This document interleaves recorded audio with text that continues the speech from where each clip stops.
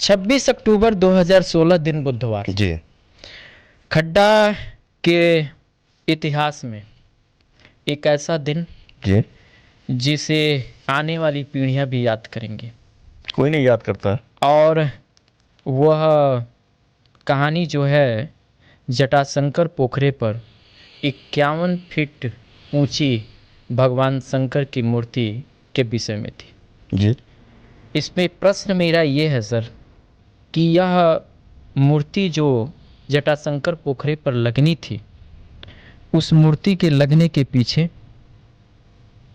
ना लगने हिंदुओं के के पीछे। हिंदुओं के आस्था का विषय था या हिंदू और मुस्लिम तुष्टीकरण राजनीति का विषय था? क्या कहना चाहेंगे इस पे? पहली चीज़ तो ये कि आज आप जो जो विषय पूछ रहे हैं, मैं आपका धन्यवाद देना चाहूँगा जी कि इन सारे विषयों पर आज तक किसी ने मुझसे ये सब बातें नहीं की, न मेरा पक्ष जानने का कभी प्रयास किया। Okay sir. तो सबसे पहले तो मैं आपको धन्यवाद देना चाहूँगा कि आप इन सब विषयों पे मेरा पक्ष जानने का प्रयास कर रहे हैं। जहाँ तक रहा देवाधिदेव महादेव की प्रतिमा का स्थापना का विषय, तो सबसे पहले तो वो न हिंदू मुस्लिम का विषय था, न किसी प्रकार की राजनीति का विषय था, और न किसी प्रकार से वो मेरे मन में ऐसा कोई विचार था।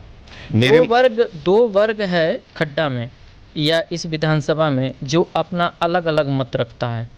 पहला वर्ग ये कहता है कि यह विषय तुष्टीकरण की राजनीति के ऊपर है, और दूसरा वर्ग ये कहता है कि यह विषय आस्था का विषय है। दोनों वर्ग पे आप अपना पक्ष क्या रखना चाहते हैं? नहीं, मूलतः तो वो पूरी तरह से आस्था का विषय था। ओके। क्योंकि जटाशंकर पोखरा जो था, जी जटाशंकर पोखरा को बार बार जी मैंने अपनी बचपन से देखा था कि उसको बार बार विवादित बनाने का प्रयास हुआ। किसके द्वारा? नेताओं के द्वारा। कौन नेता? केवल राजनीति। कौन नेता? बहुत से लोग थे जो पूर्व चेयरमैन थे या पूर्व विधायक थे या जो लोग राजनीतिक क्षेत्र में सक्रिय थे। खड्डा का इतिहास बड़ा अनोखा है, मैं आपसे जानना चाहूँगा। और अगर उस पूरे इतिहास की परत दर पर उधेड़ी जाए जी तो राजनीति का जो विकृत रूप सामने आएगा, जी उससे लगभग लोगों को घृणा होने लगेगी। मंच ये मैंने आपसे इसीलिए सबसे पहले कहा था कि राजनीति शब्द से मैं असहज हो जाता हूँ। मैंने राजनीति का वो घृणित रूप यहाँ देखा है जिसके बाद से राजनीति शब्द से ही घृणा हो जाए। जी पहली चीज उस पोखरे, हाँ, उस मुद्दे पे आते हैं। पोखरे को शुरू से ही विवादित बनाने का प्रयास किया गया। जब जब चुनाव आते थे, चाहे वो नगर पंचायत के चुनाव हो चाहे विधानसभा के चुनाव, ओके तो पोखरे पर कोई न कोई ये घटना ऐसी रची जाती थी, जी कृत्रिम जी राजनीति के द्वारा, जी। कि वो पोखरे पर हिंदू मुस्लिम का विवाद हो, अच्छा, और उस विवाद के ऊपर राजनीति करके और अपनी राजनीतिक रोटी सेकी जाए। यानी ये मानते हैं आप? जी। ओके तो मैंने उस विवाद को समाप्त करने के लिए जब मुझे पद मिला, जी तो सबसे पहले मैंने उस पोखरे को संरक्षित करने के लिए उसके चारों ओर बाउंड्री करके उसके जमीन के अतिक्रमण को रोक करके जी और उस पोखरे को पूरी तरह से सुंदरीकृत करके उसको एक आस्था का विषय बनाया, जी और उसको ये पहचान दी जी कि यहाँ पर कोई हिंदू मुस्लिम विवाद नहीं है, जटाशंकर पोखरा एक हिंदू धार्मिक स्थल ही है। ओके एकदम मैंने उसको आइडेंटिफाई कर दिया। ओके तो ये जो विवाद चलता था हिंदू मुस्लिम का, ये समाप्त हुआ, ओके और वो केवल हिंदू धर्म स्थल के रूप में विख्यात हुआ। जी। अब आस्था से यहाँ शुरू होती है राजनीति। वही मैं जानना चाहता हूँ सर। दो पक्ष है, दोनों पर आपका विचार बताना। मैं दोनों बता रहा हूँ जी। अब आस्था से शुरू हुई राजनीति। जी मेरी आस्था थी कि महादेव की प्रतिमा वहां लगे, ये मेरी सोच थी, लेकिन वहीं कुछ लोगों की सोच राजनीतिक चल रही थी। ओके उन्होंने ये सोचा कि अगर ये महादेव की प्रतिमा स्थापित हो जाती है इस जटाशंकर पोखरे में। कौन थे वो लोग? बहुत से लोग थे, कोई नाम? मेरे अपने लोग भी थे। कोई जो लगातार जय श्री राम का नारा लगाते हैं वो सारे हिंदू नेता थे। विरोधी किसको मानते हैं आप? सारे हिंदू नेताओं। और उस मूर्ति की प्रतिमा का विरोध किसी मुस्लिम ने नहीं किया।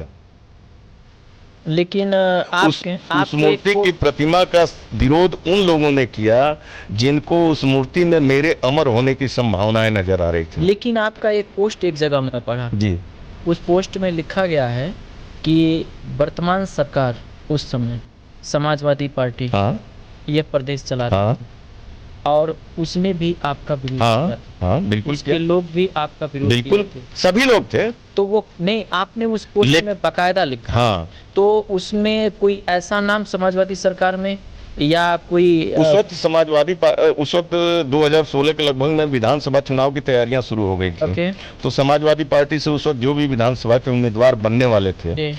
उनको भी इस महादेव की मूर्ति से भय था। पोस्ट में मैंने केवल यही पढ़ा है कि समाजवादी का नाम आपने जी लिखा है जी, वहाँ पे। सरकार थी, हाँ जी। सरकार थी, और हमारे जो अपने लोग थे जी। बिना सरकार के संरक्षण के कुछ नहीं कर सकते थे।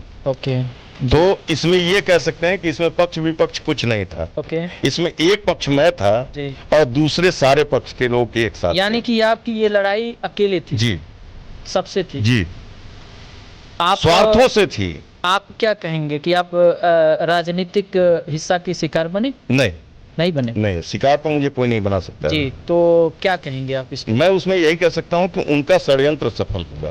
ओके, उस पे मुकदमा भी नोट हुआ जी आपके जी ऊपर? जी जी बिल्कुल हुआ। आप जेल भी गए थे? हाँ जेल भी गया था। कितने दिनों तक रहे जेल में? मैं 19 दिनों तक जेल रहा। अपने सार्वजनिक जीवन का प्रमाण पत्र मैं सरकार के द्वारा दायर किए गए मुकदमों को ही मानता हूँ। उस समय मुकदमा जो हुआ, जी तो मुकदमा में आप सपा सरकार को भी मानते हैं कि मुकदमा कराने में आप के ऊपर हाँ हाँ उनका बिल्कुल बिल्कुल मतलब बिल्कुल रहा? बिल्कुल।